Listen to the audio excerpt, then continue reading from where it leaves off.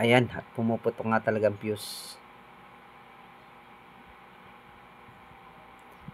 Ang gagawin po natin ngayon ay isang 602 na concert.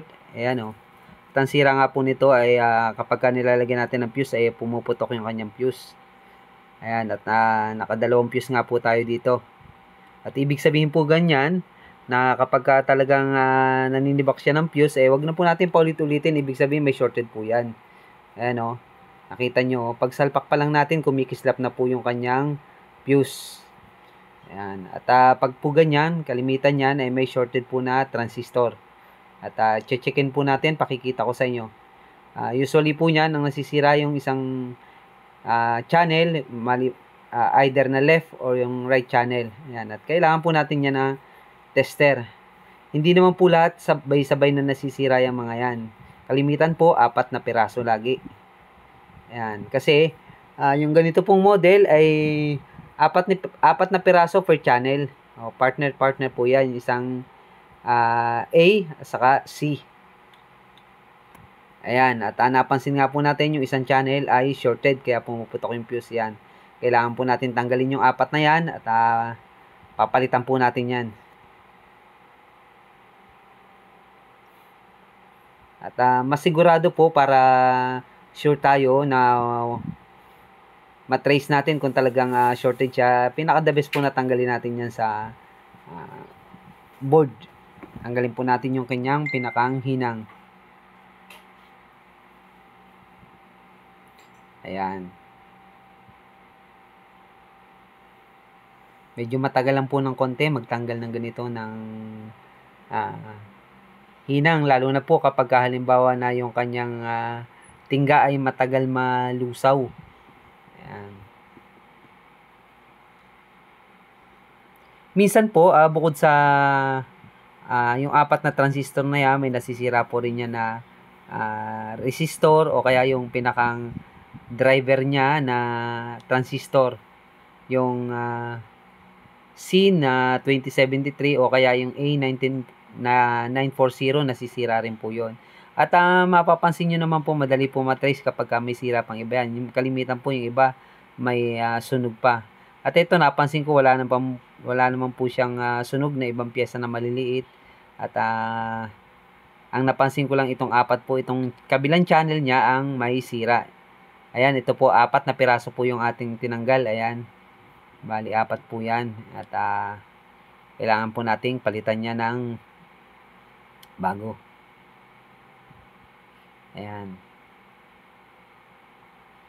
At wag po natin kalimutang ilagay yung pinakang mika niya, yung pinakang sapin. Lalo na po kung ang ikakabit natin ay yung may metal. Meron po kasi dyan, itong isa yung kinabit ko dito sa pinakang dulo. Wala po siyang metal dun sa likod. Pero pang concert din po yan. Pang concert din. Kaya kahit walang mika, pwede po yan. Pero yung iba po, yung may metal, kailangan po talaga na may, na may mika. Yung parang plastic na puti.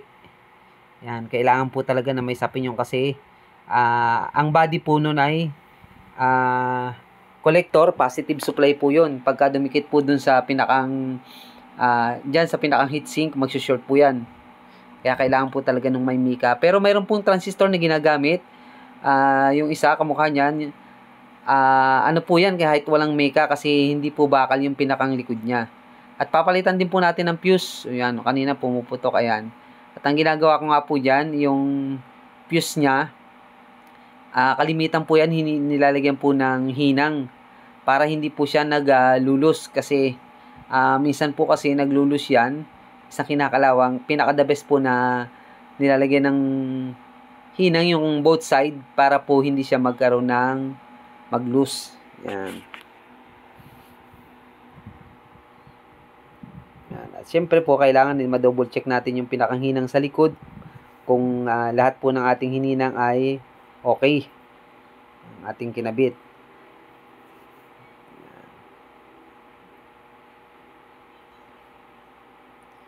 Tapos po, testing natin kung good na itong ating ginawa, kung pangpalit. Para malaman po natin kung puputok pa uli yung fuse, kailangan testing natin to. Yan.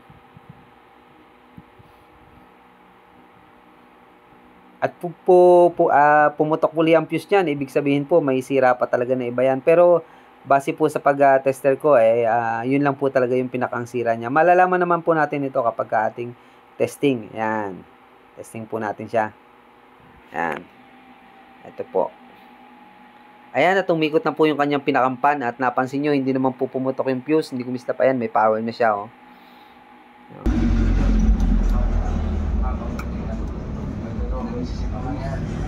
Isang pagkakataon sa pakainan ng manukan. Nakatakbo lang itong banda kaya hindi natuloy yung Kunin natin yung sounds ng TV. Ito. Nasa box wanted this person, ang galas pulis ang naresto na lang. Hindi niya na nagtago siya. Hindi rin daw niya alam na may warrant of arrest laban sa kanya. hindi nangyari kasi bata yung alaga ko yung yun ang tulong sa akin. Punta sa garden, ang tatay ang nanay. Inihanda na sa ilang reservoir at pagkamatay ng mga pananim. Ilan lang po yan sa epekto ng strong at mature El Nino na nararanasan ngayon sa bansa. Pag-usapan natin yan at iba pang plano ng Task Force El Nino. Nakasalang sa Balitang Hali ang tagapagsalita ng Task Force El Nino na si Assistant Secretary Joey Villarama. Magandang umaga at welcome sa Balitang Hali. Joey, magandang umaga. Gaano na nga ba katindi yung effect ng El Nino sa, lalo na sa mga sakahan?